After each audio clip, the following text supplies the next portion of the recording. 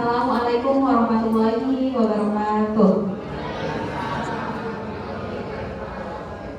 Alhamdulillahirabbil alamin wa bihi nasta'in wa ala umuri dunya waddin wa ala alihi wa sahbihi ajmain, amma ba'du. Pertama-tama yang paling utama marilah kita panjatkan puji beserta syukur kita kehadirat Allah Subhanahu wa taala yang mana kita masih bisa diberikan nikmat, rahmat dan hidayahnya sehingga kita bisa berkumpul yang insyaallah tempat yang dimuliakan oleh Allah. Salawat serta salamnya semoga tercurahkan kepada Nabi besar Muhammad Sallallahu Alaihi Wasallam. Baik, Bapak Ibu, sebelumnya perkenalkan, nama saya Hayatul Walis. Nah, saya ini sebagai moderator yang insya Allah akan membantu acara dari awal sampai akhir. Dan tujuan kita kesini adalah untuk melakukan pendidikan kesehatan atau penyuluhan kesehatan mengenai tentang hipertensi gitu ya. Jadi nanti akan dijelaskan oleh pematerinya mengenai penanganannya bagaimana, terus cara menangani kegawat daruratnya bagaimana, nanti akan dijelaskan oleh pematerinya gitu. Nah, untuk susunan untuk waktunya kita membutuhkan waktu 30 sampai 40 menit. Jadi Bapak Ibu bersediakah untuk jadi itu disediakan Pak Bu? Bersedia ya, oke. Untuk sunatnya itu ada pembukaan, yang kedua ada penyampaian materi, yang ketiga ada sesi tanya jawab, yang keempat ada penutup atau doa. Baiklah, mungkin kita langsung saja ya Bu ya. Untuk waktu kita baca ayatul basmalah.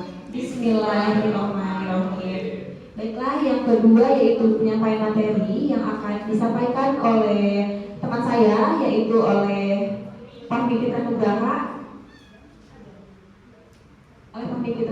Kepadanya dipersilakan. Assalamualaikum warahmatullahi wabarakatuh. Terima kasih Hayatul Walis atas waktunya. Mohon maaf ya Bapak Ibu, saya lagi berdiri. Bisa dilihat ya, kita langsung aja bisa dilihat di layarnya. Pada penyuluhan kali ini kita akan membahas tentang darah tinggi. Mungkin Bapak Ibu ada yang darah tinggi juga ya.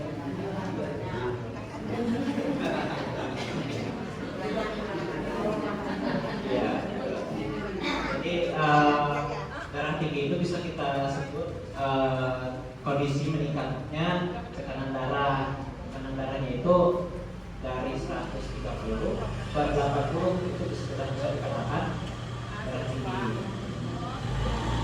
Itu menurut panduan terbaru ya 2025 itu mengatakan 130 per 80 sudah darah tinggi derajat 1. Bisa dilihat ya Bapak Ibu dari sini. Di sini bisa ada. Normalnya di bawah 120 per 80 itu kita kategorikan sebagai tekanan darah normal. Kemudian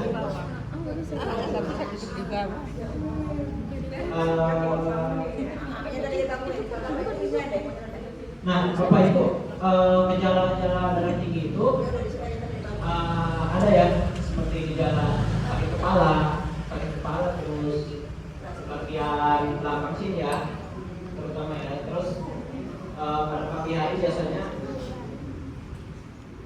kemudian ada penglihatannya kabur, mungkin seperti pernah nggak Bapak Ibu itu habis tiduran sahur tiba-tiba kok melek gitu. Itu bisa jadi salah satu gejala darah tinggi. Kemudian napasnya sesak, berbicara berkeringat seperti itu ya, saat tidak melakukan kegiatan apa-apa, itu bisa jadi tanda-tanda darah tinggi. Kemudian kita bisa melakukan pemeriksaan ke puskesmas Bapak Ibu ya, untuk darah tinggi dan pengobatan darah tinggi bisa dilakukan di puskesmas.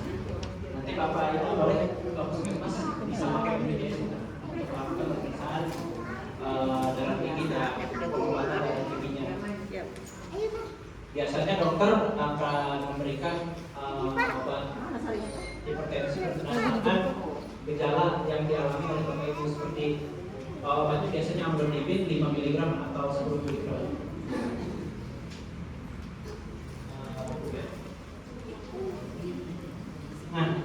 sih yang bisa menyebabkan hipertensi itu ya? Kita bisa lihat di sini ya Bapak Ibu ya. Penyebab hipertensi itu ada dari usia. Jadi orang yang masih muda dengan orang yang sudah lanjut usia itu berbeda gitu ya tekanan darahnya. Yang muda cenderung normal, mungkin 110/90, 110/80. Semakin kita bertambah umur, maka tekanan darahnya juga semakin naik gitu.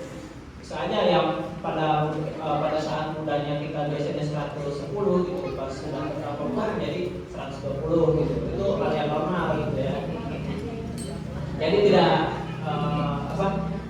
sebenarnya tidak ada juga 130/80 itu bisa dikatakan hipertensi juga. Kita harus mengenal usianya juga ya. Kemudian ada faktor keturunan. Jadi kalau di keluarganya ada yang pernah darah tinggi atau ada yang punya riwayat darah tinggi, kakek, nenek, ayah atau ibu gitu ya, itu biasanya keluarganya juga cenderung mengalami darah tinggi. Jadi lebih baik kita melakukan pemeriksaan ke puskesmas seperti itu untuk mendapatkan pengobatan. Kemudian dari gaya hidup juga ya Bapak Ibu ya. Gaya hidup ini bisa mempengaruhi tekanan darah. Misalkan dari pola tidur, pola makan, makan makanan yang bergaram gitu ya. Jadi makan garam boleh sebenarnya ya. Cuma tidak boleh berlebihan gitu. Karena garam ini bisa meningkatkan tekanan darah. Garam, kemudian gula-gula ya, itu harus dikontrol gitu. Tidak boleh berlebihan. Kemudian darah tinggi juga bisa terjadi karena kehamilan dan efek samping obat ya. Jadi ibu hamil cenderung tekanan darahnya tinggi gitu. Jadi ketika hamil ternyata tekanan darahnya tinggi, itu belum tentu hipertensi, tapi bisa jadi itu efek kehamilan gitu. Kemudian ya jarang olahraga ya. Jarang olahraga dan aktivitas fisik itu bisa menyebabkan peningkatan tekanan darah.